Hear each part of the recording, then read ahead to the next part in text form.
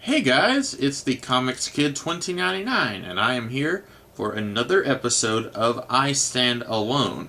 If you didn't see the first episode of this ongoing series of videos, this is where I read a single issue of a comic book and I basically decide if it stands well on its own, or if you need the previous issues to really understand what's going on here. This is not so much a judgment in quality, although I will talk a little bit about if this is a quality comic book. But first and foremost, I am going to be talking about if it stands by itself or if you need everything else. Today's issue that I will be talking about is The Savage Hawkman, issue 9. This is written and plotted by Mr. Rob Liefeld, and despite the last episode I did of this series being another Rob Liefeld comic, that was not really why I chose this. I chose this issue of Hawkman because recently that series and several others at DC Comics were canceled.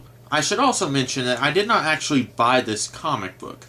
I sometimes order books on eBay, and occasionally the sellers will include a free comic book, a single issue, that was not part of the order. And that's very nice of them. It lets the buyer know that, hey, this is someone they may want to come back and purchase something else from in the future.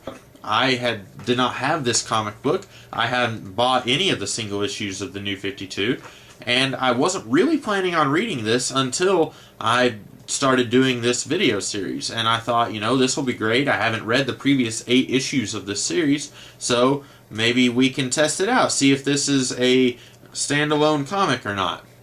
And I've got to say, this comic book surprised me.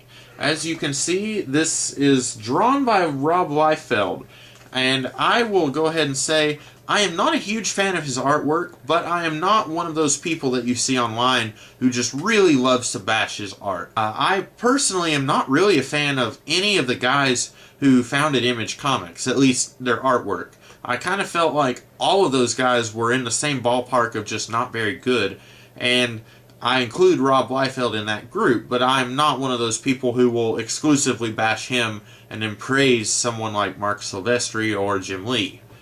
And looking at this cover, it's drawn by Liefeld, and I was kind of dreading reading a comic book that was drawn by him. But it's actually not. It's drawn by another gentleman whose name is on the cover, but it is Joe Bennett. This guy right here. Yeah.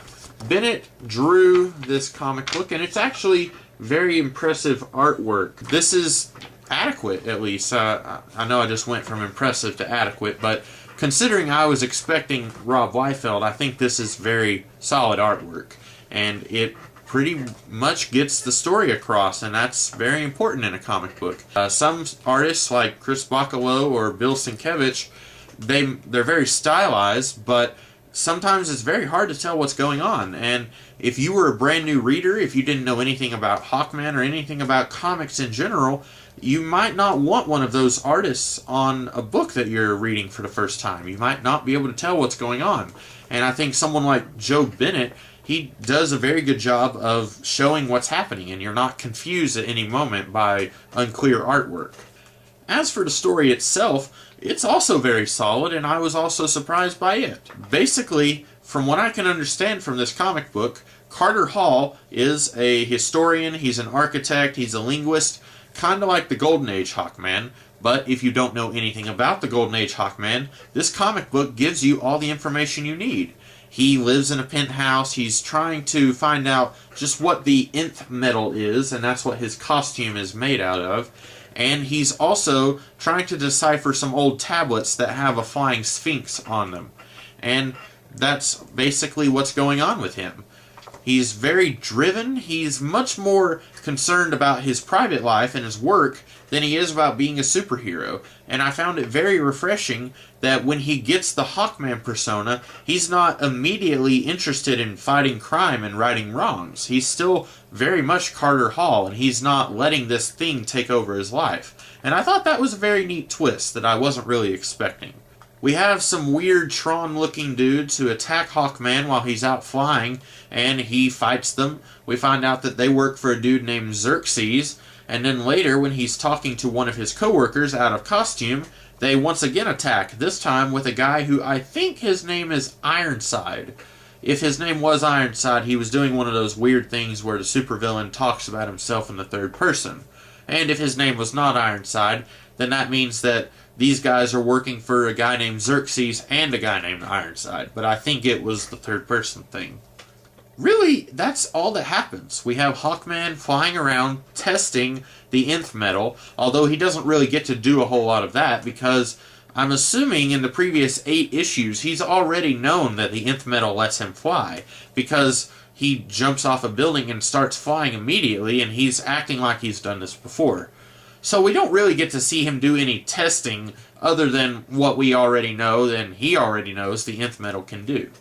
And then these bad guys attack him, and then he goes to talk to one of his coworkers, and they attack him again, and then he is put in a sort of arena where he is going to fight another fat Tron-looking dude, and this Xerxes guy is going to have him test his abilities on these combatants so that he can then sell the nth metal to some hot buyer or something.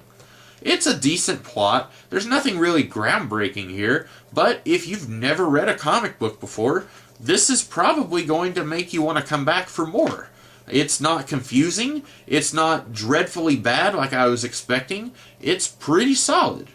And if you know anything about Hawkman before this, well, you might be a little bit confused, but that's not really this comic book's fault. That's really more the fault of the past 70 years of Hawkman comic books, which have all very much tried to be as confusing as possible, and, well, good job. Job well done, because Hawkman's history is very hard to decipher, even for a long-time veteran comic book reader.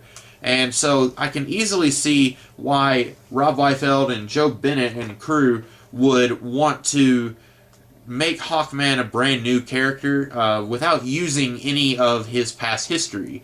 It's very clear reading this that Carter Hall is very new at this, and he hasn't been doing it a long time. He doesn't have any recollection or any references to his time with the Justice League or the Justice Society, and I'm kind of okay with that.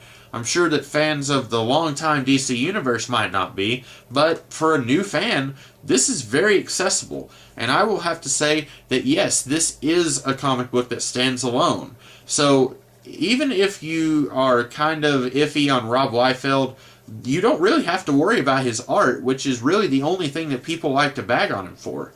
I think this is written very well, and maybe you could pick up the trade paperback for the entire Hawkman series. I don't know how many trades there will be, probably 2. Even though this comic book has been canceled, I think that would be a wise choice. This is some very solid comic book work, and I have a soft spot for Hawkman, so that may be part of why I'm saying this. But also I think this really is a very adequate standalone comic. It gets the job done, it gets across the story that needs to be gotten across, and it ends in such a way where you're probably going to want to come back for more. And so, having said all that, I will leave you guys with this video, and I can't wait to read another single issue, whatever it is. It's not going to have Rob Liefeld's name on it. That was mostly just an accident for this episode. And until then, I hope you guys have a great rest of the week. I will see you later.